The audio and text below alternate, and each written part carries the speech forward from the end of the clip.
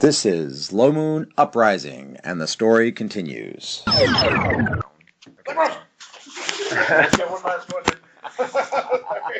Alright, this is Low Moon Uprising.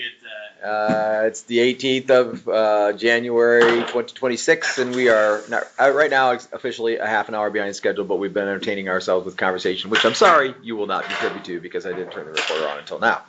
Today's devotional.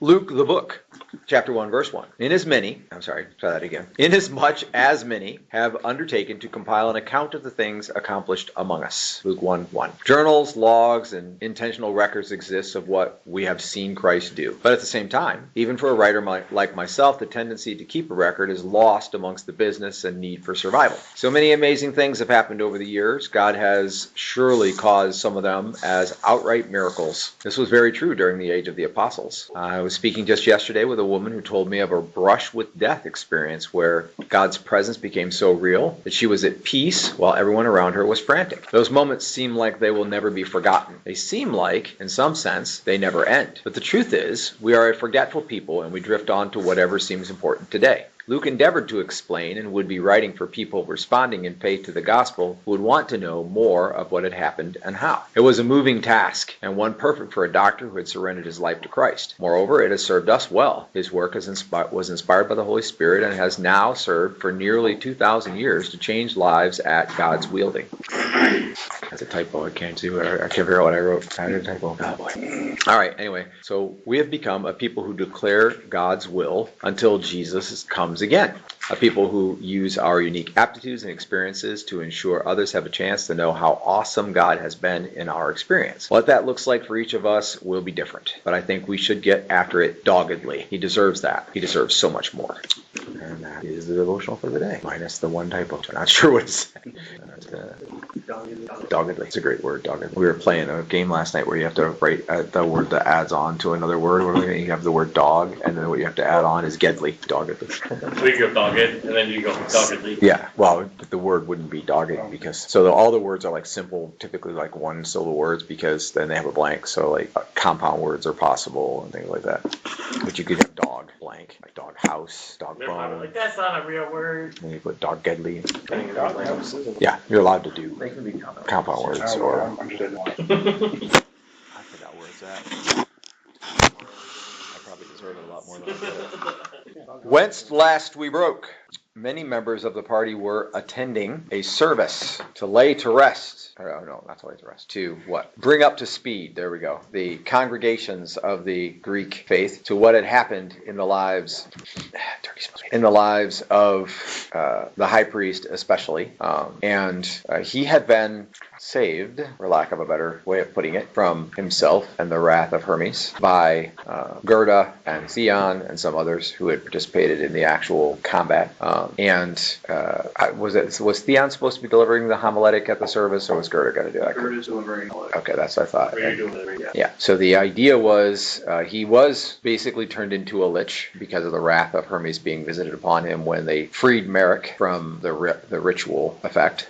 And after he was raised, he died, like immediately. The shock for his heart was too much or whatever. And so during this service, they are going to raise him, and Theon is going to raise him, and Gerda is going to deliver a message. And basically, there are people there that are not only from Hermes' faith, it's in the actual Zeus temple, and there are a lot of other people there. But what was significant is, as people were moving in and setting down, who all was showing up. So first things first, knowing that there is possible danger to Gerda, to your party members, etc., and knowing that you have been instrumental in saving Lavella and Merrick, who was the head of Lavella's family and who was serving on the Merchant Council, and so has a lot of pull and like that in the precinct in question. He's the owner of the Horny Goat, that kind of thing. Is anyone not showing up for the service on the morning in question? That is a question.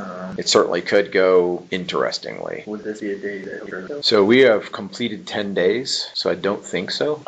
Yeah, so you could, but it's not one of the original two sets of 5. I was going to add, the trainer that I was working with doing the specializing in daggers. You're still in that because you took 6 days on training for your level. You still have 1 more day of training with the dagger to have specialization after this. I took 6 days on my level. In theory, this isn't going to take. So the you'd whole still day. be the same way then. But the service is going to be like an hour, theoretically. The concern is, basically Gerda has asked that anybody who's willing would be there because the concern is it could become volatile. What time of day is it? Over? 8 a.m. Let my trainer know. Yeah, I'll be there. what is- I will go. I have no desire to, but I guess the only reason Xavier's going to go is to help protect the party if something pops off. Right, sure. But otherwise, he has no skill. It's not really his forte. Brunson's going, but he's annoyed that Theon's managed to get him into 2 church services. Temple services.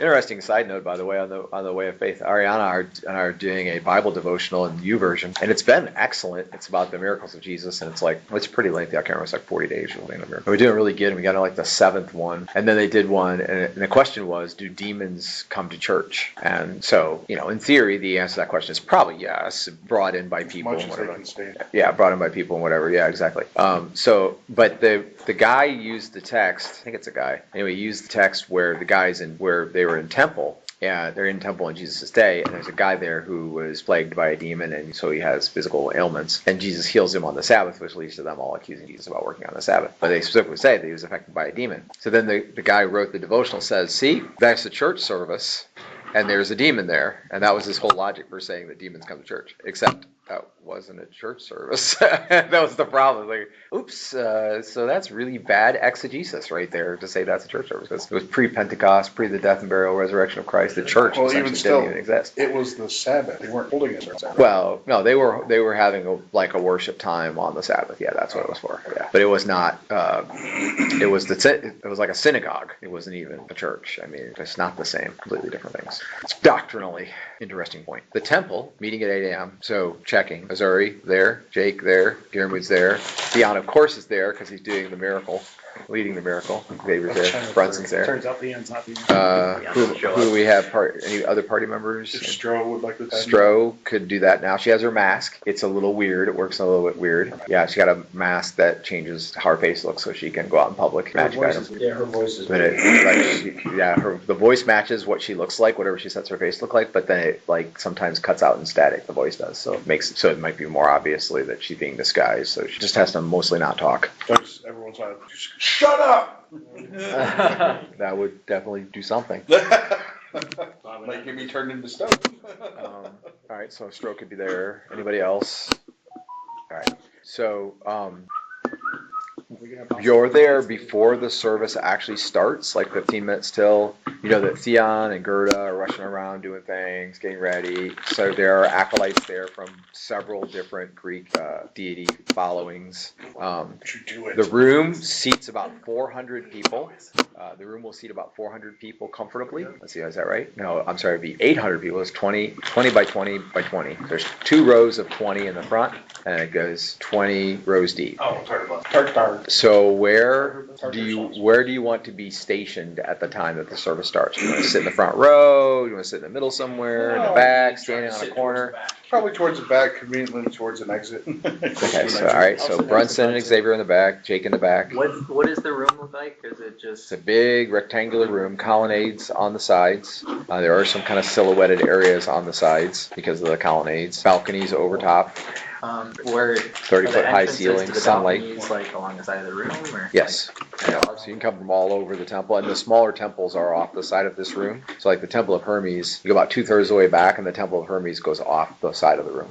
So when they gather for a big gathering like this, like the people that live in the Temple of Hermes are going to come out of there into this room. So the back is sort of like not necessarily clear. The back of the room would be coming off the street. So normal parishioners, for example, or whatever. Anyway, so you're coming off the street, up the steps from the street, then you would come in the back, the big double doors, come in one of the other temples. There is a temple of Aphrodite here. There is a temple of Hermes. There's a temple of Hera. I'll sit There's towards two one more. of I think the. what are the other two? But I'll sit Anyway. towards one of the sides. I said that Near wrong. an entrance to. I'll sit near the entrance to the Hermes. Okay. Why not? All right. So Azari's to the one side, temple near the temple of Hermes, and then we've got Brunson, Xavier, and Jake in the back. Theon is going to be in the front, obviously. You'll be in the front row, and then you'll be in front of everybody as you're talking. Okay. And Stroh will be by Brunson as well. So. Also say not by yourself. All right, so you have the back row, one back row, you have about a third of it, and then a third of one half, a third of a half, and then Azari's off to the side. So that there will be 100, if it fills, there'll be 100, 150 people between your groups. And then there'll be another 150 people between you and the front of the room. Okay. And you can make a decision about what you brought with you, what equipment, backpack, weapons, fine clothes, that kind of thing. Obviously, you don't want to dress like in your worst stuff because it is temple, and there are going to be... I'll make sure my armor is nice and neat before. Okay, good. Yep. All right. Would it be, give it a good sit shine? Inappropriate to bring the bow. No. What's inappropriate is you dunking the grapes into that potato soup. That's what's inappropriate. It's pretty good. The flavor profiles are right. Ew, I don't see that. Josh, next time you make potato soup, grapes. Well, I mean, they would not be good cooked into it. Just put them in at the end, but then it'd be hot, so Anyone's it would welcome to cook. try it and might like. Well, I like grapes and potato soup, so it's possible. We're okay. There's some. If you thicken the soup up enough, you could spread it on bread and make a grape. You can make a jelly and potato soup sandwich. There's some Hawaiian subclans over on the. I'm still looking for something to replace peanut butter.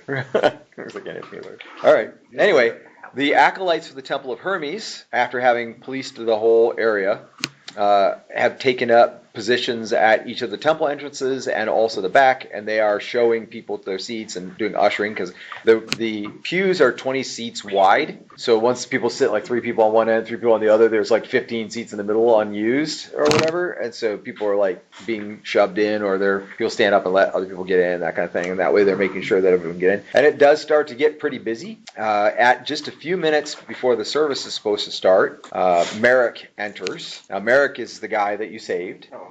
He's theoretically a good guy, and he comes with about 10 people.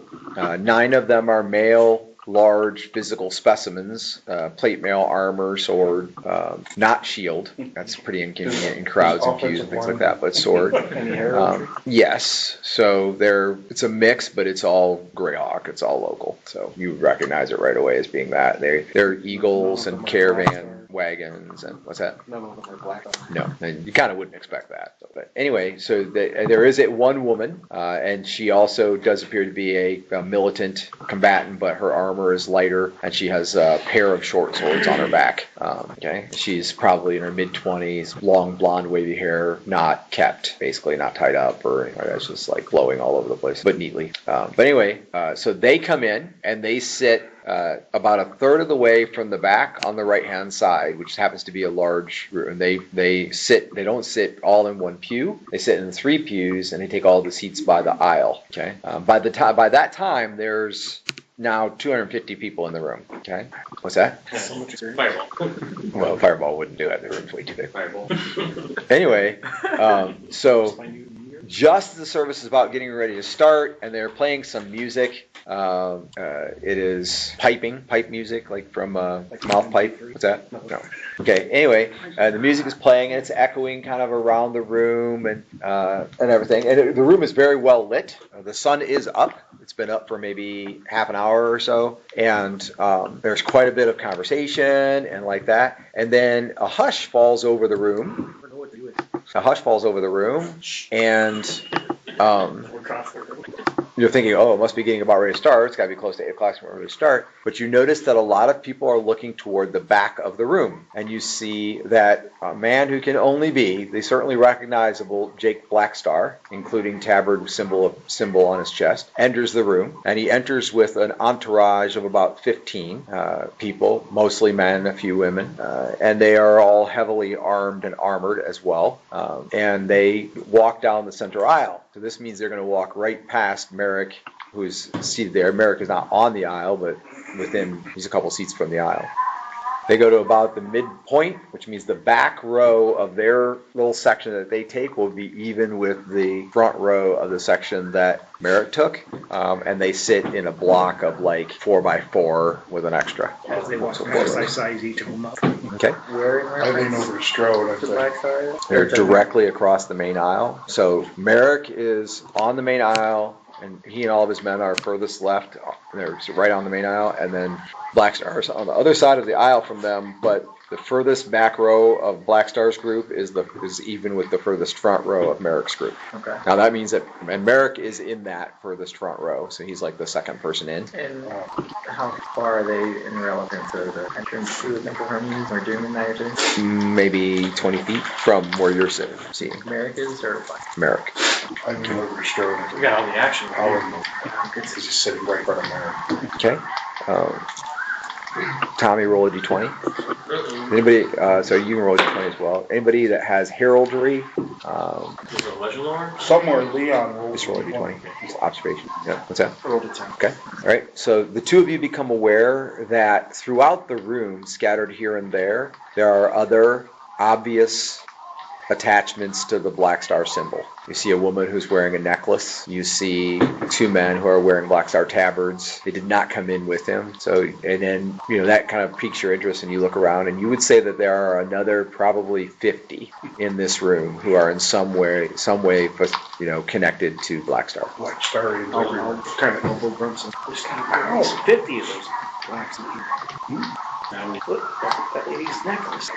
That guy's pointing. I slapped his finger down. Luckily you're in the back. Incredibly rude. Luckily you're in the back. Incredibly rude. It's incredibly rude. Okay. You asked where? Yeah, could have said it, not point. I'll start looking around. I'm just gonna Roll a d20. Search Oh. wisdom. You know what It's not Not there. a Hey. 9. You look at amulets, look at rings, look at some of the things they're wearing. Okay, Xavier hears, runs in, and Jake talking about it, obviously. Can I roll? Would you roll? Sorry? 9. I made my wisdom. Go ahead. So yeah, you notice more. Now it's not the numbers that he was pointing out because people are seated now. He was noticing some of them as they were coming in and stuff like that, but you can easily pick out a dozen that you can see right now. Then if you look at so that guy's wearing obvious Black Star symbol, but he's obviously with those 3 or 4 other people. You extrapolate that and you would say it's easily 30 more. People whispers. Whisper to Jake / Strode. Right? It's right there everywhere. Something happens, we need to get Merrick out of Yeah. here. You already say that in Druidic. Is there space next to Merrick? Yes. Make that a priority. Yeah, there's nobody seated within a couple of spaces of his group on all 3 rows that they're on. I'm sure Theon can take care of himself. Do you want to move up closer to Merrick in case something happens? Absolutely not. I look over at Xavier. How's Xavier's yours near us, right? I'm gonna go sit up next to Merrick. Take care of that. I'm talking about they're gonna sit up and fireball right? I guess sit up next to Merrick. Unless you want to. He'll work on it. They probably won't traffic at all.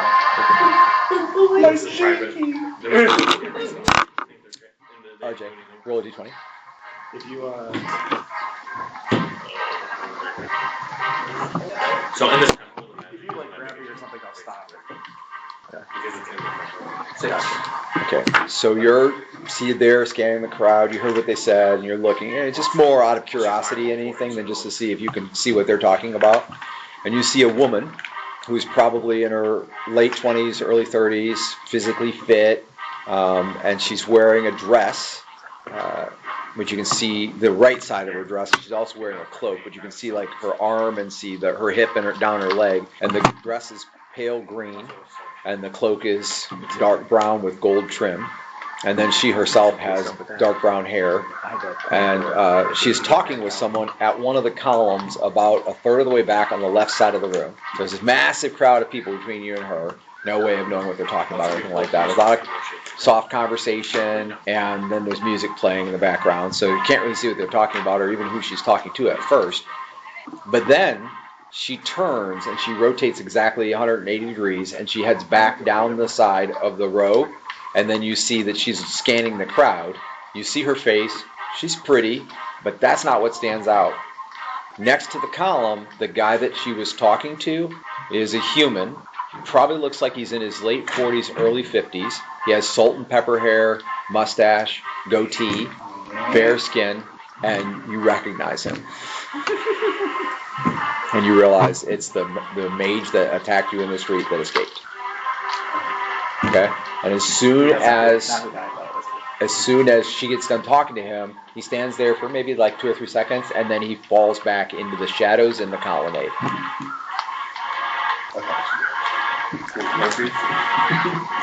Everyone at the go-to. I don't think you had a name, correct? No. Okay. Oh, wait, yeah, the, guard dude. He was on the wanted post. Yeah, he was on a Yeah, wall. so it's Refire. His name's Refire. Yep. Yes, good old Refire. Yeah, and he is heavily desired, dead or alive, for quite a bit of money. So, and he's now standing in the colonnade in a very public place.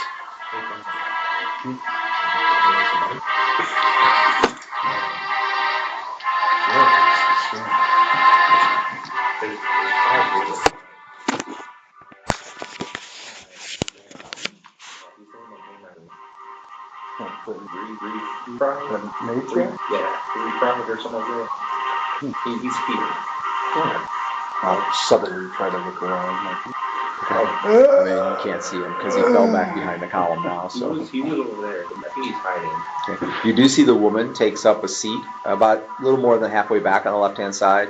She sits with 2 men who are broad-shouldered, strong-looking, wearing chain armor, full-body chain armor with white capes, neatly trimmed hair, cleanly shaved. You can't see their weaponry. What's that? They look like military. Yeah. The lady that's sitting with those 2 guys that look like they're in the military, she was just talking to them. That's what I don't know about, but The bubble bearers are here. yeah, I got a really bad feeling about this. Remind me, why did you attack me? I have no idea. I'll go up to Merrick's I think room. it's a good idea to start with That is that. Join us, please.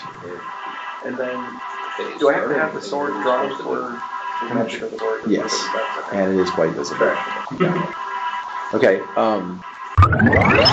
Interested in giving financially to Low Moon and support the campaign? Text LMGIVE.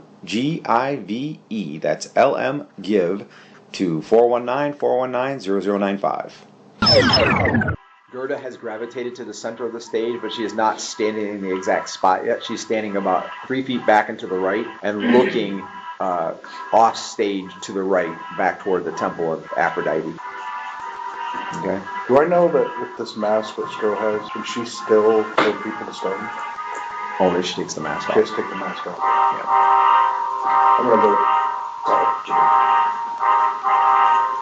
Okay. Xavier arrives next to the road that Merrick is on, which is now the road that you're on. Don't leave me. I'll be back. I gotta let Jake back. You're supposed to be sitting against me. Okay, Dearmood and Azuri will spot that Xavier is down. first You see that Jake has moved up to sit on the road that Merrick is on, but next to one of Merrick's men. And then you see Xavier walk up to where Jake is. Okay, and what do you say? You remember that refry guy that came after me? Yeah. He's here. Where? Start looking around. Oh, very weird. He's hiding. He was talking to some girl. Jake, Matt. Jake's like, He stands up. He's hiding somewhere in the shadows. I would assume he doesn't want people to know he's here. That's my glass. He's wanted for a fair amount of money. But I'm getting a really bad feeling about this. yeah, telescope. I keep thinking Super loud. for him. Everyone is staring at him. Yeah. He just doesn't notice. Brunson thinks for right now we just don't do anything. I'm not sure that I'm okay with that. I'd rather go after him. Mostly to figure out what he wants with him because I'm really confused. At this point in time, then, well, you're still standing in the aisle next to Merrick's men. Gerda steps up to the podium, and her voice seems sort of mystically amplified. And she says, "When I was a child," and her voice echoes in the halls, and the music dampens but still continues to play. Child. "My mother did say to me that throughout all creation, everywhere that I might travel, I might encounter this one truth, and it is that truth exposed is mercy, not cruelty. When a person is trapped in a cruel existence, bringing truth into that existence is the very definition of mercy. Such as happened in the life of the high priest. Today we are here to close that chapter for the Temple of Hermes. Light did not ruin him. Darkness did. Betrayal thrives in shadow. As shadow took up residence in the life of our high priest, betrayal thrived as it is wont to do. Perhaps there will be no knowing, this side of Hades, exactly the deeds that were perpetrated in the name of wealth, greed, jealousy, or a search for power. But it is certainly true that the light that has exposed these deeds behaved as mercy. Betrayal thrives in shadow, especially when it wears sacred robes. The unmasking of the high priest was not vengeance, but correction. Judgment carried on swift feet. The great curse of Hermes for foul business doings, perpetrated for nefarious purposes, visited back upon the high priest such that he was translated into undeath. And there's a murmur in the crowd. When truth rises, it strips lies bare. What lies? Lies of false business dealings, lies of righteousness, lies of mercy, unrendered, yet spoken of as calm reality. These lies stripped bare, yet even when the road of repentance, yet even then the road of repentance remains open. Do not mistake quiet for harmony, nor secrecy for wisdom. And she pauses, and the room is deathly silent. You can hear the crackling of the flames in the lanterns. Faint music plays from wherever. She motions with her hand, and she is graceful. In fact, the light from the lanterns behind shows through her white robe, and you can see the edge of her breast and down her side and her thigh. Silhouette cleanly, and she says, Xavier thinks I might have to come to church more often. Temple. Authority borrowed can be forfeited. No crown is owned. Every crown is simply carried. Sacred office is a trust, not a possession. Whether it is myself, and she motions toward Theon, Master Traveler Theon, High Priest, whoever may come, sacred office is a trust. The priest fell not because the people seized power, not because Hermes reclaimed what had been, but because Hermes, I told you it was going to be a long night. Anyway, but because Hermes reclaimed what had been abused. When the ritual was reversed because the victim, who had his own crimes to pay for, received the wrath of Hermes, due the high priest, when he should recant, when he should come to the right way of doing things and make business fair instead of foul, said wrath did translate the high priest from the living to the undead. Authority that forgets its messenger forgets its message and stumbles. She walks briskly back to the platform and she says, honor the charge given and walk straight paths, lest the road itself turn against you. And there's a pause for a second, and then the acolytes of Hermes that are in the pews, not the ones standing around the outside, begin to clap, and then pretty much everyone in the room is clapping. Probably 80 to 90% of the people are clapping, like agreeing with the charge given. She raises her hand.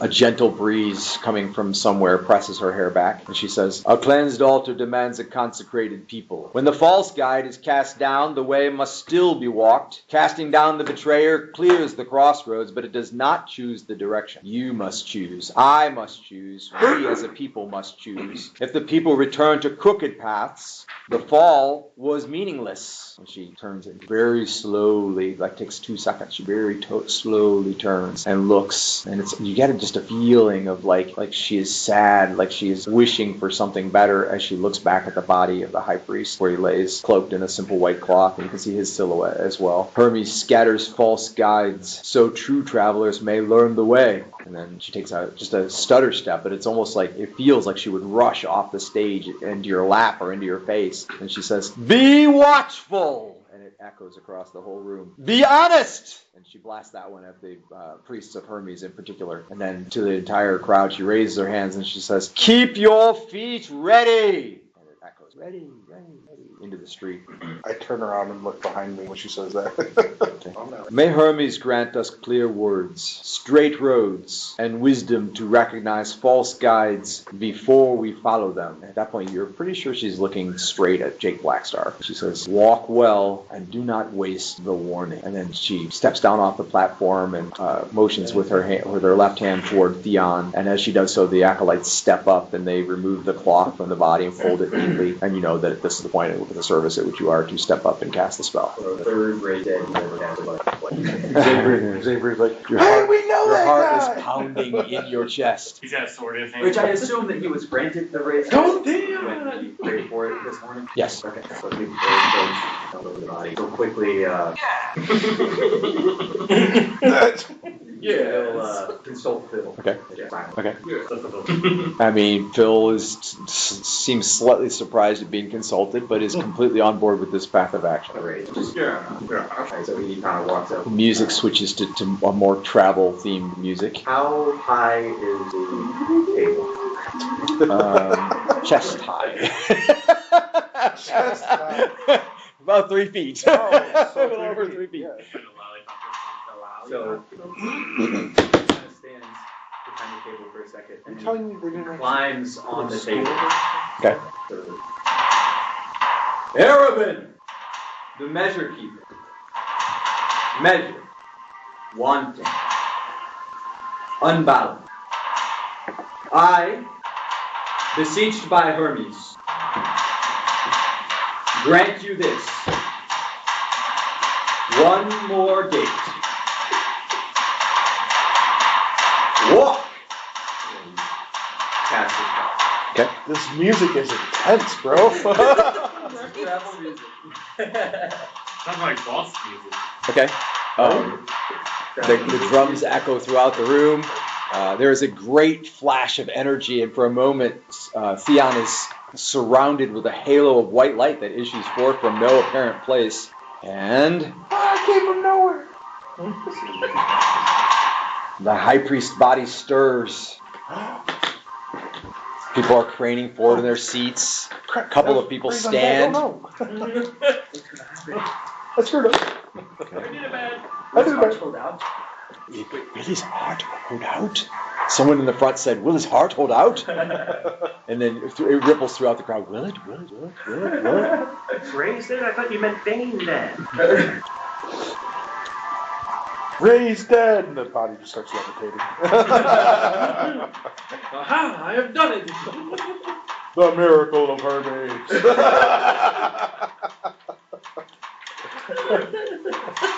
dead. I thought you said eternal death. Did you actually cast the dragon? No. That would have The wind whips around, and for an instant, visibility is limited.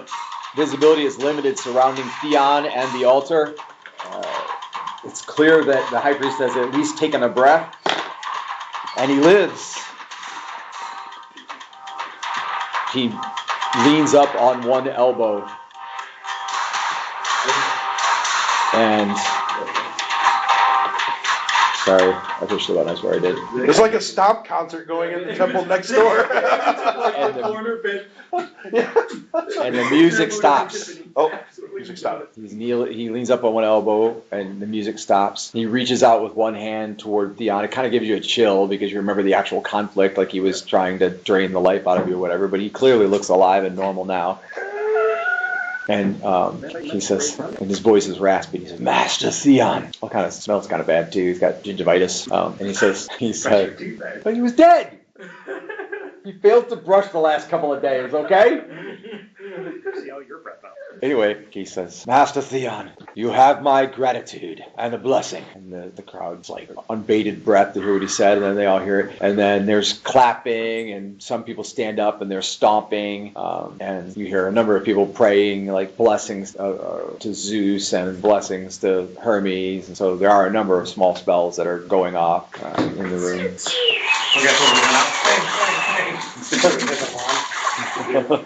Okay, and then Gerda steps back up. She says, You're fired. she says, Clear words, straight roads, and the wisdom to recognize false guides before we follow them. Walk well, and do not waste the warning. And then she motions, and a couple of acolytes come out to help him get up. You know he'll be weak by comparison to normal anyway. And you notice that both of the acolytes that come out to lift him are acolytes of Aphrodite, not Hermes. And he leans on them. They're beautiful young women. They wear like robes. They have a white cape and like that, but they're on the top of their robes just cover their breasts and kind of like a bra kind of thing, and then their midsection is empty, and then their robes low to the floor. And they wear Aphrodite holy symbols. It's pretty modest Aphrodite. Well, yeah, it's service. Okay. Anyway, so then they are moving him down off the altar and toward the Temple of Hermes, and she walks down off the stage. Jake hears one of the people in the back of the group where Black Star's group is say something like, "Is that it? Are we done?" And at that moment, Merrick gets up. And when he gets up, everybody in his group gets up, except you, unless you want to get up. Okay. After a second. I slap Xavier on the arm. Here goes. I'm looking around. Mostly to let him out, because I'm I looking imagine at all I'll the you. I'm trying to keep an eye on Actually, they let you in, so you could be on the inside. Oh. Yeah. After a moment, I realized, I'll get Liam was keeping careful vigil of the room. Okay, so when he gets up, you notice that Jake Blackstar has looked over his shoulder, and he stands, and when he stands, all of his men stand. Now, there's a lot of people in the room standing. There were priests of various deities who were casting spells. So probably 2/3 of the room is standing. So it's not like they stood up, like it's not obvious that they're standing up to have anything to do with each other, right? At that point in time, however, though, Merrick's been that are sitting next to it, the man that's sitting next to him steps out onto the aisle and he lets Merrick out. Merrick steps out. Well, when that happens, the men let Jake Blackstar out and he steps out, and the two of them wind up face to face in the middle of the center aisle in the middle of the room. I grip Xavier's arm in intense anticipation. Oh, you said they're about 20 feet from the... Yeah, well, a little further now because that was coming across all the pews. Does it seem like dangerous? David will get up and... Little? I don't know who it was supposed to be. Said it was a couple days. It's been 10 days, so yeah. So did you do the 5 and then so yeah. Your Jake sent David will get up and move in a little closer to those two. Okay. Yeah. So yeah, I mean, you can pick your way down the aisle. People let you by if you ask. Don't bump anybody that's casting a spell. Roll a D100 on a 2 or less. You get cause light wounds. Oh, jeez. Not a 1 though. How dare you make me roll a D100? I know. I thought it'd be fun. Okay. Yeah. For one person. Just give you just a hair stood up in the back of your neck kind of thing. The DM just tried something. Okay. Anyway, yeah, so you're pretty well down there. Roll a d20 to see if you can hear what they're saying. There's a lot of conversation now. Oh, you're fine. Yeah, just you can roll 2, but you'll have a negative because you're not that close yet. 10 of 18. So now you can see that they're talking, but you can't make out what they're saying.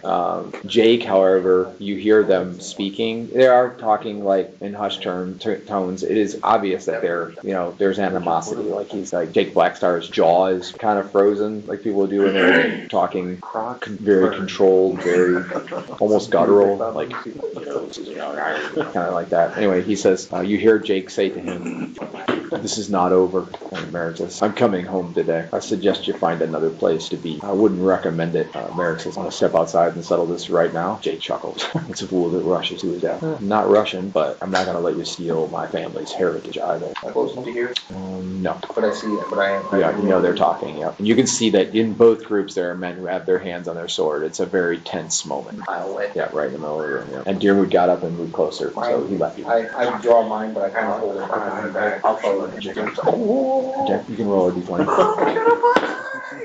Taking bets. push him That into wasn't Oh, fight. Okay, so you got most of what's said. He said your mama ugly. Okay. It's like high school all over. You're talking about your mama. Merrick says, might be a good idea if we bought somewhere else if it's going to be a fight. So much cleanup at the house. Jake says, yeah, and about that. Merrick cocks his head as if to say what, but he doesn't say anything. You're going to need a new house staff. Merrick obviously tenses. You can see like the lines in the back of his neck. Jake says, I had to terminate the others. The pulse of the whole thing seems to be like that much more tense. He takes maybe a third of a step forward, and so now they have to be breathing each other's breath. It's that bad. Merrick says, I'm going to kill Jake. At that point in time, you realize, so you've moved closer, and you realize that there are easily maybe 15 or 20 other people, Deermood and Missouri, you realize, and Brunson too, because you're still sitting down, and Xavier, you all realize that there are probably another 15 to 20 people who have gravitated closer. There's sort of an epicenter in the middle of the room. Brunson is sitting out literally on the edge of the pew, like, ready to either run or fight. One of the two. The woman that came with Merrick gently reaches out, puts her hand on his shoulder, and then she leans in, and she seems to be whispering something in his ear. You'd have to roll again if you want to try to hear what she says. It would only be you. You're the only one that's close enough. Unless somebody has some kind of special hearing thing. That's a pretty good roll. Okay. She says... And Merrick eases his shoulders slightly, scans the room, and you see several people smile at him as if they realize that they've been recognized.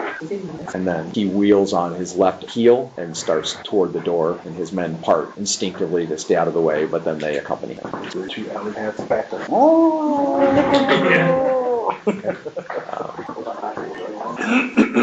And then he clears the back of the pews, and he should be walking out in daylight any second. And assassination. And then he does have his men with him. Did Jake stay with him, or are you going to fall off at some point? Okay, so Jake is with him as well. What about Deermood and Missouri? Wait, it looks that way. Either until Jeremy goes or wait about 30 seconds and then go. Dude will follow, but not like immediately. Keep a little bit in it. I ended up in this entourage. Yeah. Same. I just want to wait for a little bit of distance, 20, 30 seconds. Okay, all right. So he walks out the front door. Black Star watches him go at first, and so it's not until he's almost clearing the end of the pews. And you do notice that Black Star's kind of scanning the room, and he does scan and look directly toward Jake, Xavier, and Brunson, Xavier, and Stroh, where you're seated on the back row.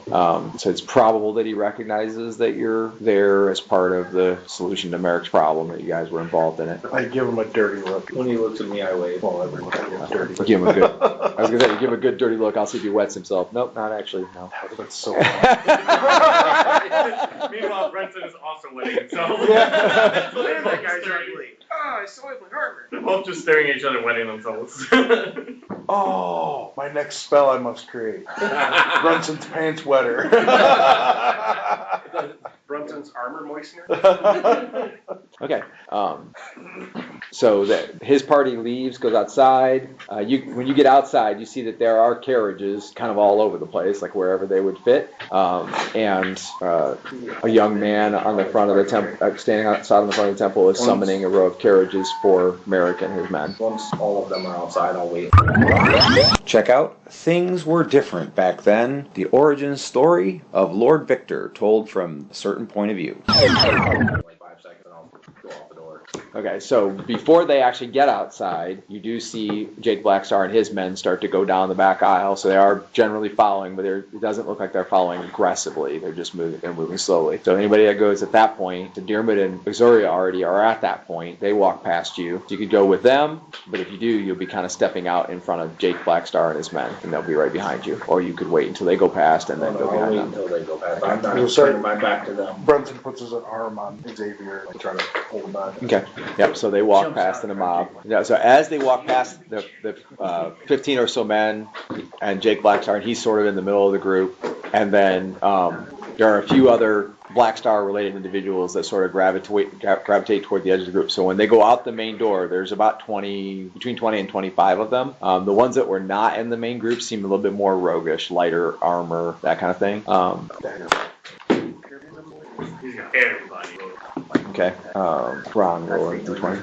D20, commence. 9. Apparently I'm really good at rolling 9 today. The dwarven shield bearer. My sword? It's all. That's all for a long time. That's another person double. Yeah. But look at the benefits. He could hold all of our. Oh, yeah, and then he just lets cons of all of our weapons and retires. All right. So you're still sitting there. You held Xavier back. The group is literally walking by you right now, and they're filling the whole middle aisle. And you see some people, like there are people that were on the same road that you were on, but they just went around the other end. They didn't come out past you, and then they're joining. So he's going to have more like 25 to 30 people leaving with him. And then you notice that up in the area where he had pointed out the mage before, you see that there are 2 men dressed in dark armor, no tabards or anything like that, but it's plate mail and chain mixture. mixture, and then they have gray cloaks, and they're oddly wearing their full helms, like their faces are covered, and that was what gets your attention. And then you see right behind the two men what you assume must be, because you didn't actually see him, you saw the wanted poster, what must be Refire, and he is, as discreetly as possible, casting a spell. Oh boy. You could roll spellcraft and try to figure out what he's casting if you want. 2. Okay. I counterspell. Bugs. I spellcraft 2. Okay. So he, the motions, if you will, of what he's doing, which it's brief, it's not a lengthy thing, it's very fast. So probably even by the time you're discovering what it is, it's probably mostly done. But it is something to do with power word stun. It's like a power word stun type spell. But it seems to be altered slightly. Like you see a green sigil that doesn't normally have anything to do with the spell appear in the air for a second in front of him. So it's obviously some kind of a variant, but it's a power word stun type spell. Okay. Any idea who he's targeting? Somebody in the back third of the room. What's that? Well, normally, but this is obviously not, and he's not doing. It's something he's not doing pronounced. Probably there. Yeah. So normally, the way power word stun works is at the end you pronounce the actual word, and everyone that hears it can be targeted. But it's clearly some kind of a variant. I'll say loud enough that people around me can hear, and I'll say, "He's casting!" And I point towards. Okay. So probably 90% of the room just ignores you because like there are probably like 40 spells been cast in the room in the last 5 minutes. Oh, really? Yeah. They remember all the clerics were casting spells right after Shooting the guns in server. air, all that. Yeah, bless spells, harms, or scarlet wounds, cause whatever. But there are a few people, guards especially, that look in the general direction. They catch the end of him casting, but there does not seem to be any obvious effect. Would you roll a d20? Wow, you got some crazy bounty on it. Okay. So as you step out of the aisle and go to follow them out, you feel something like a sting, almost like an insect bite on your neck, but nothing comes of it. Like it doesn't hurt after that. Power word mosquito bite. Power word 1.0. Do I see anything around the back? So I mean, you immediately step out and check or whatever. Yeah, he asked me. Okay. Roll a d20. 14. Okay. You see the green sigil or something pretty close to it that you saw in the air in front of Refire. You see it on his neck, but it's like a split second after you see it, it's gone. Okay. Because it's like it looked like when you saw it with him, it looked like basically like a backwards E, almost like an epsilon with the kind of the points on the end of the E that stuck in, and then there was and then when you see it on his neck, it's reversed. So it's a correct, like looking from your point of view, it looks like a frontwards E, capital E with little jagged points on the ends, and then but you saw it and now it's gone because it looked like it faded into his neck, like it went into that. Like I want to trap. Okay, and then He was definitely targeting you. also you notice that after you yelled he's casting and whatever, after you finished casting the spell, that he did step back into the shadows. I'm gonna go out on a guess and say it was that dude, the Rebron. I'm gonna. Can't even get his name right. So do I think I could successfully cast a spell without being prosecuted here, since 40 other spells just... Well, everybody's doing it. Yeah. Don't fireball the temple. Probably as long as it wasn't like something that was. It's dispel magic on him.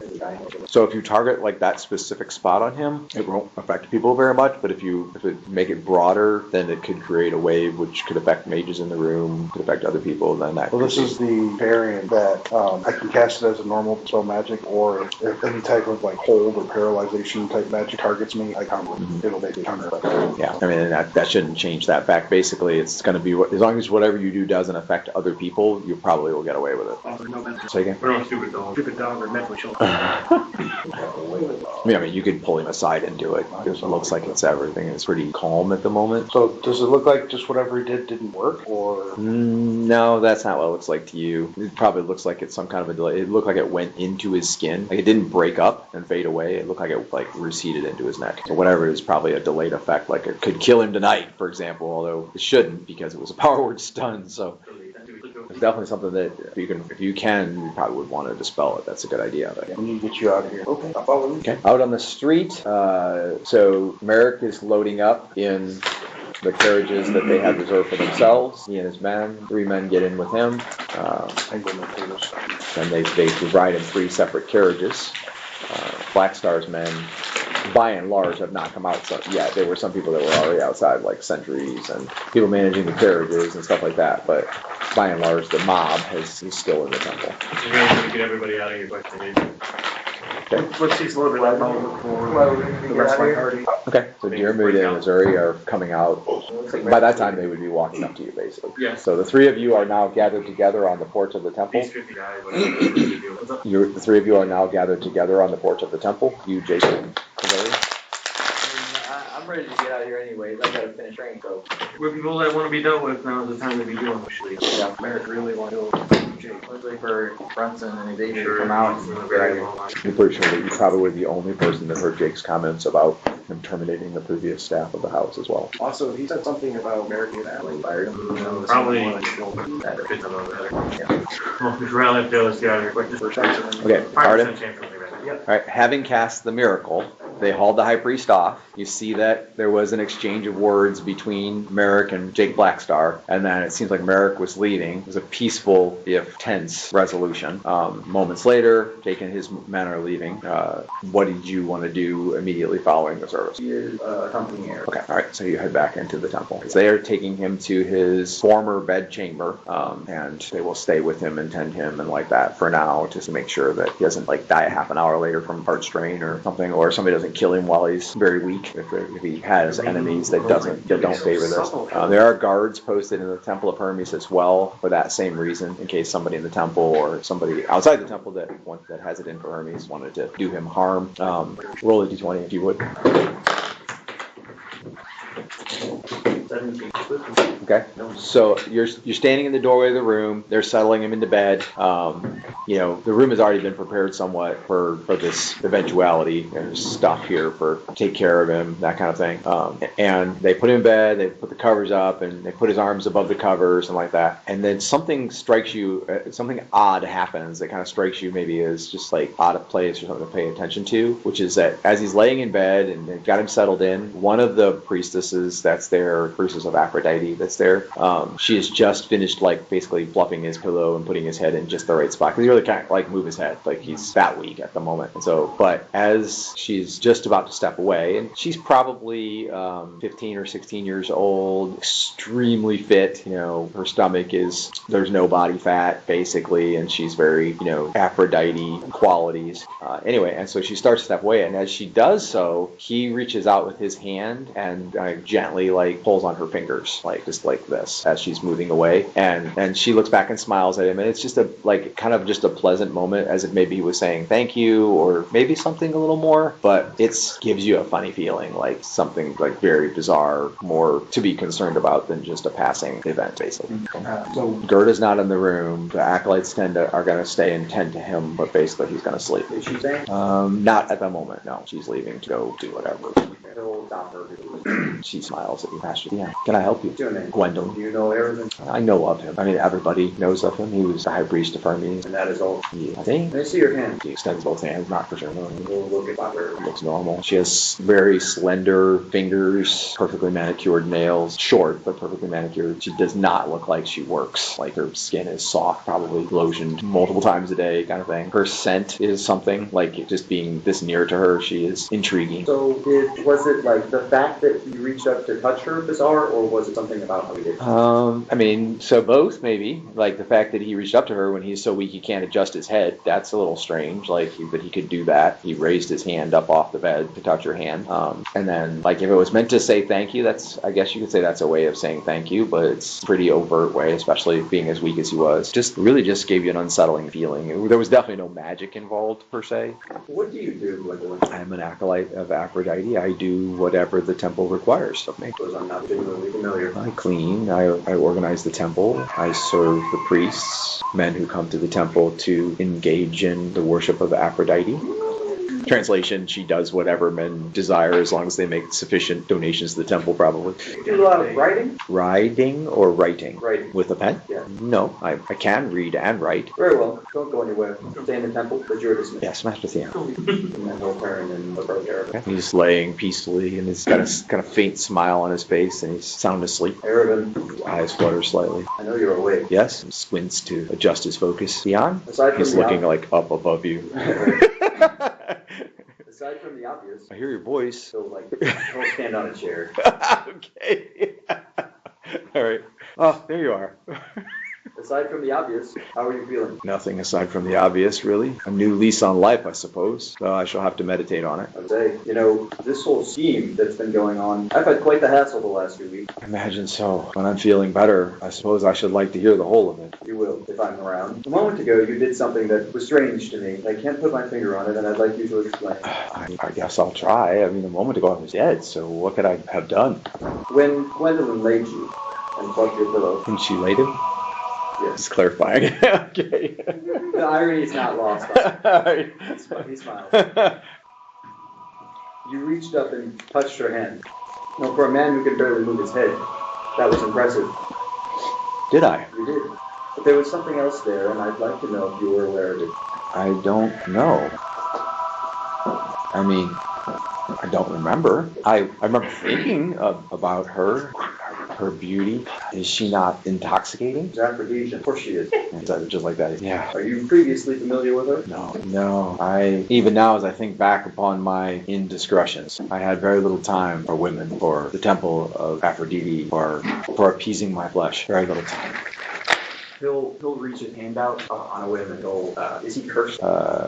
Checking with her, remove her. He is not. No, I've gone to great lengths to make this possible. Yes. I want you to understand that I'm sure that you know that I am on your side. Now, if there is anything that you can tell me that I am missing, I need to know. This is not over. I know it's not. And you know more than I do. The only thing I can think of that merits consideration before I am strong enough to move in some direction is that the man Merrick, the merchant lord, I guess you would call him, he was a foul beast of a man. He committed great evils against travelers and merchants alike. I did not choose him because he was clean and could bear the weight of my transgressions, but rather because he had transgressions equal or greater than my own. In some circles, the man bearing the weight of my transgressions might have been considered justice, but believe me, I know what I did, what I have done was wrong, and to be absolved of it, to live again after having suffered the wrath of Hermes, is so undeserved. I will never use those tactics again. Will never profit nor benefit from them ever again. I don't know if I can say the same of Merrick. I know that he recanted and believed his change of heart in order to cast the effect of the ritual back upon me and remove the wrath of Hermes from him. For Hermes could not be duped in such a matter by any mere mortal. At the same time, between he and I, if one of us were going to fall back into our old ways, I would expect that it is him. I was encouraged to visit the wrath of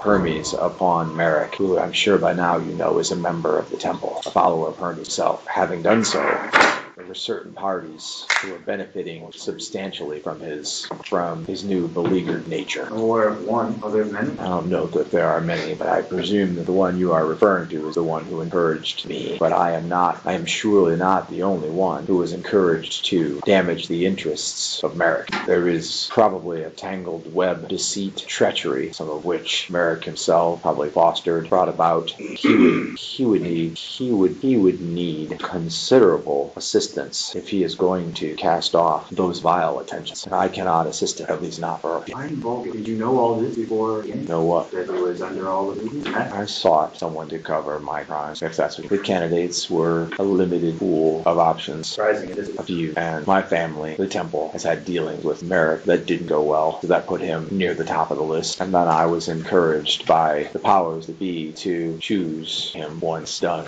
what is done cannot be undone. But the freedom of having the wrath of Hermes for past and present actions, injustices which were designed to benefit myself, and I confess even the temple at times, others in my circle, and knowing that the wrath of Hermes would be visited upon Merrick instead of myself was freeing. I think it's possible that I did a lot of things after the rite was cast that I wouldn't even have done because I had no ramifications, and it would remain so as long as he survived and was not sent to the underworld. So I sustained him, and while I sustained him, my fortunes, the fortunes of the temple, I suppose those who had encouraged me to select him, their fortunes, or fortune, I guess you could say, was enhanced as well. Did you know Black Star prior to all this? Not prior to choosing the candidate, but he approached me first through an intermediary, and then personally once I had narrowed the field, and Merrick was one of the candidates. So it's just the opposite of it. Yeah. No, I find it more likely than not that Black Star does not intend to allow you to break. Well, I don't know about that. I would think there is some possibility of reprisal toward me for my failure, but our relationship has been one of much mutual profit, and I suppose should I regain my strength and live under my new direction, I will cut into that profit going forward, but it would take me some time to undo that which has been done. Also, some of that great benefit was directed toward the House of Merrick, and so if Merrick would take back over his house, I assume that will be his want if that has not already happened. Then Jake Blackstar would lose his benefit. My point is, unless it were punitive, a desire to punish me, then there is no benefit for him to take me out. Sure that I cannot survive. It's more likely that he thinks that he will have a great ally once again, be able to corrupt me once again, turn me to his purposes once again, once I have regained my strength. Those are the thought process. Every Black Star who has encountered find that you may find that it just is unsinkable. Maybe A little bit more intelligent. if he foresees the possible benefit of my living and being once again turned to his purposes, he would not waste me. But in time, he will learn that I will not return to his purposes again. Point in time that I think I would call him an enemy, maybe even be in danger then, but then I will be ready for him. It worries me that the temple will devote substantial resources to protecting me, and if he or other enemies that I have made along the way should desire to end me, that I will be putting others in the temple in substantial harm's way until I am ready to contribute to the effort of my own defense. There is nothing I can do about it, literally nothing at all I do about it. I'm afraid that your portrayal of ours endangering the temple did blow up the Hermes with. That being said, the gods grant will live, and supposedly not only Hermes, at the minimum.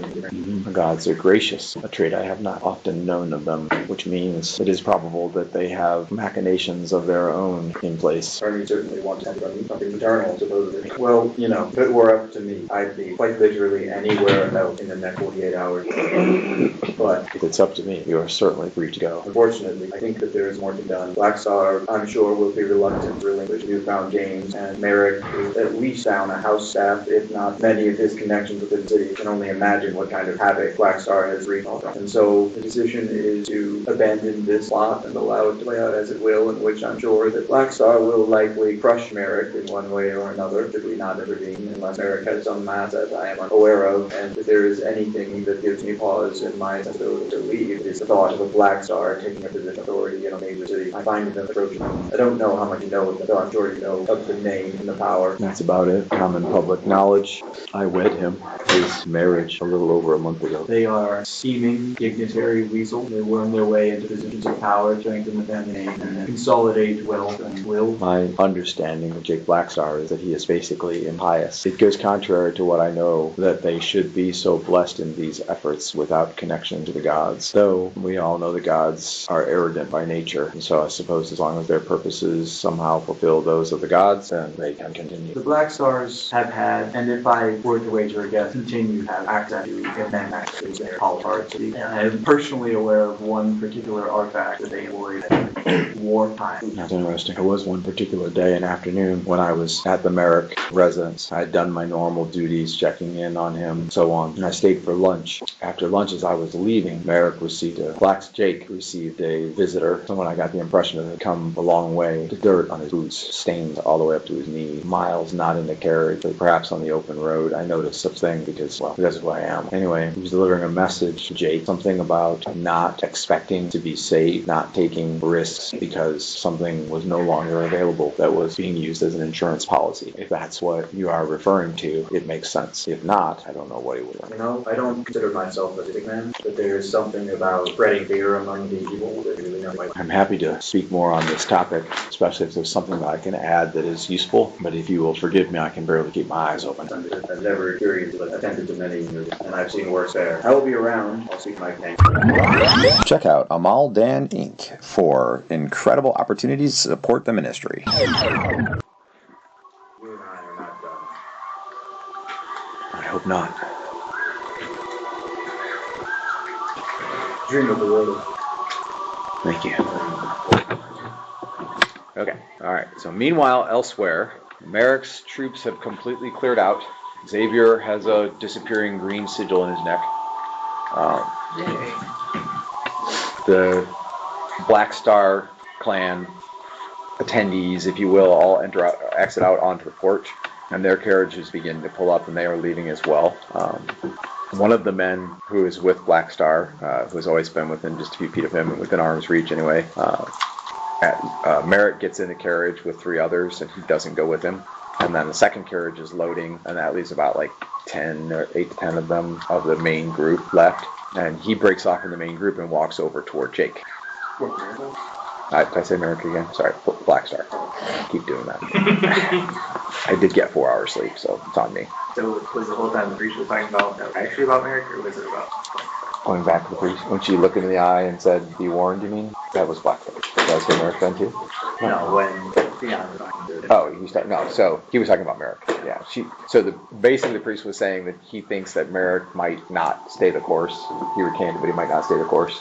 He did talk about Black Star in recruiting him to do the deed. That was Black Star. Black Star's the bad guy. He's the one who recruited the priest. Merrick is the one who was cursed, recanted. The wrath of Hermes was shifted back onto the priest, and he's just saying he's going to need help, or he doesn't think he'll stay the course. And then if he doesn't stay the course, then he could have the wrath of Hermes on him again. And that's what he said. He'll never get back the wrath that was now past, because that went on the high priest when he died, Erebin. So that's gone now. But then now Erebin's back alive. Anyway, so back on task for a second. The guy walks over toward, specifically, he looks right at you, so you know he's walking towards you. Now your friends are there. Zore's there. Diarmuid's there. Say hello. He says, "You are Sir Jake McAllister, are you not?" That's my name. "I'm Luther." Luther, with an L. "I thought we should meet, considering we are on opposite sides of this dilemma. You do realize that you are siding with a merchant family over a knightly taste." It's not my first choice, but Jake Blackstar did cause us some. If I may, at least make a suggestion. You might consider overlooking any transgression, because Merrick will fall, and when he does, only one side still stands. If you have Jake's ear, you tell him he didn't want us to mess with lands, he shouldn't mess with us, mess with ours. So, you're declining my advice. I thank you for your advice. I'm not sure what our next step is, but what you could try and say is consider it. Excellent. I should hate to have to kill you. that's what You seem a good fellow. I'd hate to kill you. You seem to feel I hate that. Luther. Jake. He takes one straight step back while still facing you, and then wheels on his heel and walks back to the waiting carriage. And you see there's a guy holding the door open. He's inside, but holding the door open. And as he approaches, he sits back down inside, and then Luther steps immediately in the cavern of the carriage, and the carriage door shuts. I told you. Anyway, I warned you. And then the carriage door shuts, and then it wheels off down the street. I'll analyze him as he walks in the way. Okay. Roll d20. 19. What's your wisdom? Lower than That is a great 11. man. Okay, there are 2 dice rolls involved, so okay. He carries himself with considerable calm. His musculature is well developed. His right shoulder is considerably larger than the other. There's a telltale sign of hours behind the sword. You would say that he would probably be, in general terms anyway, whether or not he can, whether you know special maneuvers, whatever, it's hard to say, but in general terms, you're equal at least. Sounds like a champion. Okay. All right. And then he's in the carriage, and then the carriage rides away. One last carriage for Blackstar pulls up, and the rest of them load up in it. And then you notice that there are easily 12 or 15. Right, at this point in time, I assume you guys are coming out after you get done with the thing. Are you coming out onto the porch? Okay. Brunson and Xavier come out. You come out to the back of kind of like a waiting crowd. And there are still a good 15, 20 individuals that as you scan, you would look and see. So there are 6 obvious tabards that show the Black Star symbol, which is the Black Star symbol is 3/4 of a star with the outline of the star bolded, basically. And then the interior of the star is missing. So it kind of looks like a star like that, but just a line. That's the Black Star symbol. And they're half dozen of them have it on tabards. You see a woman who has it on a necklace and stuff. And so there's still a lot of them on the porch. And then a number of carriages are still waiting for people to load up. But there are people that are clearly not affiliated with the Black Stars that are starting to file out from the temple that came just for the service. And a number of the people that were Black Star people just kind of like fade off. They just walk off the porch in different directions and stuff and part ways. There's still a few around probably waiting for their carriage like that. Brunson, so everybody's on the porch now except for Theon, including Stroh. She went out when you went out. So right now she has short blonde cropped hair like at the jawline, fair face and a little cute pointy nose. She looks definitely not like the person definitely not like the person you know her to be. So we walk out the front door and I go, so this is temple, huh? I can definitely see why people are drawn to it. So much drama. I prefer to stay away from it. Watching it play. I've seen better. Stroh says, I like the of Aphrodite. Me too. So anyway, that mage guy cast something on me. I don't know what he did. Oh, should get that checked out. To form the R-word stun spell. Did we ever find him? No, that doesn't sound good. Can we do something about that? I didn't know what he did to me. So if he's affected by a lasting magic, you should be able to detect it. Assuming it's some kind of delayed effect. That's some random. Delayed blast. Yeah, him. Okay, well, let's go find him. I've got training to get to, so So why is it if we need to meet, Almost 9. we can do that. We get some more So you're not going to get much training in now. Jeremy's out because she's probably running the shop. Find like an alleyway. So you wouldn't get much training in now because she's probably running the shop. Do you still have training to no, do? You're done. Okay. So you don't need training. no, I had a, So you're fully shopping, montage, and political. there's But you're gonna drop dead. there's kind of weird name too. Or I'll just stop. Theon has a person. I'm assuming he's trying to. Oh, the girl, the Theon's singer. friends list, there it is. Yeah, the singer. Mina. We can do the singer. I'm Yep. assuming he can probably trigger the effect. So yes, I meet with her and Yes, let me. I have a friends list team. It's Liv, Jewish friends list. That's Great. You It's said, awesome. I love it. you said For you it. finished that skill. I need Yes. to find my little book I had. I had a little like tiny notebook. I didn't where roll did the receive d20 it. actually, so you do have to roll a d20. Okay, all right. There's just two people on it. They're both women. Whose name starts with the letter M. Somehow in the last, I'm not trying to jinx you or anything, but it appears to me that somehow in the last like month or two, something has changed in your dice rolling. You are not rolling as crappy as you used to. I know you're still like relying on it, but it's been better. It's been a lot. I don't know if you. There's definitely a better trend. Not me. No, Tommy was you're rolling not. No, for- Tommy's. Tommy was rolling for me last night. Movement. Oh yeah, dude. 2d6 rolling like Box cards. 12, Don't 11, play Hero 12. They were. The problem is though, it's still bad rolling because they weren't that used. Like that much room was that useful. Still- So, like, It will. I only roll good. It will be probably the most hilarious of dice rolls. So it's like, oh man, it'd be hilarious if I succeeded right now. And then, oh man, it'd be hilarious if I failed right now.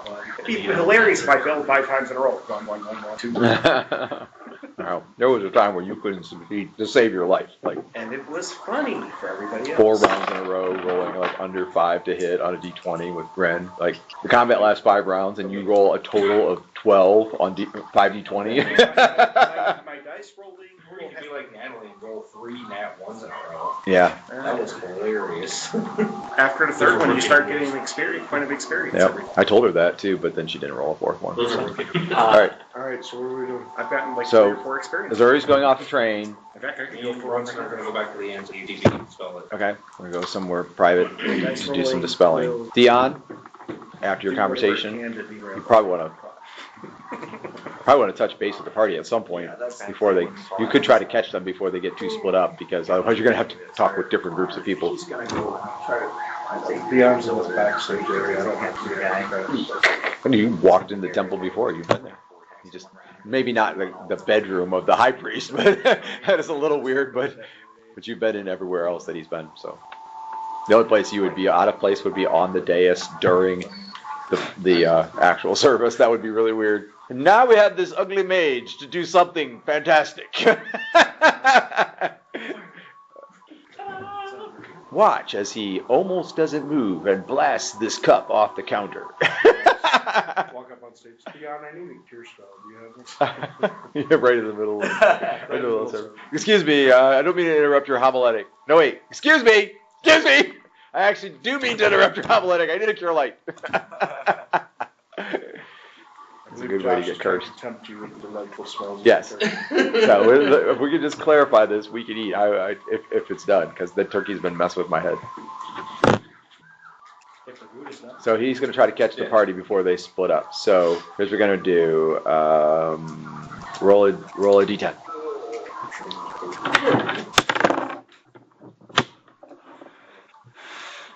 The conversation, there was a slight, she went back there basically as soon as he was taken off the stage. So for cinematic comfort's sake, we'll say that just as people are basically ready to part, you arrive on the porch while they're all still there. There's still a lot of people leaving, like by carriages and stuff anyway. So if they were going to leave by carriage, they'd be waiting anyway. And it's a 10-minute carriage ride, or, probably close to 35-minute walk. So you probably want to take a carriage anyway. You could just leave and go to the next block and get a carriage or something. But, all right. Anyway, so Theon arrives on the porch, and you're all staying there. Before you actually do that, let's go ahead and we'll pray, and that way people can get food. And the second part of this session will be dealing with everybody getting their stuff done. All right, let's pray. Father in heaven, please bless this food. Thank you for the fun of gaming and for the potential outreach, whatever happens with it as the world joins us some in our fun. And the podcast supports the ministry. Even though we've not done a ton of promoting it, it's like that, and we're grateful. And we just ask you, Lord, to watch over us. We live in a world that's full of illness, and we don't want to be ill. We live in a world that's full of poverty, and we don't want to be poverty-stricken. And we live in a world that's full of hurt and lostness, and we know that we're not hurt and lost like hurt and lostness, and we want to maybe, however we can, make a difference in those areas. And so we pray that we'll do exactly that. Bless us as you see fit, in Jesus' name. From the doc. Stay tuned for more Lomunian adventures.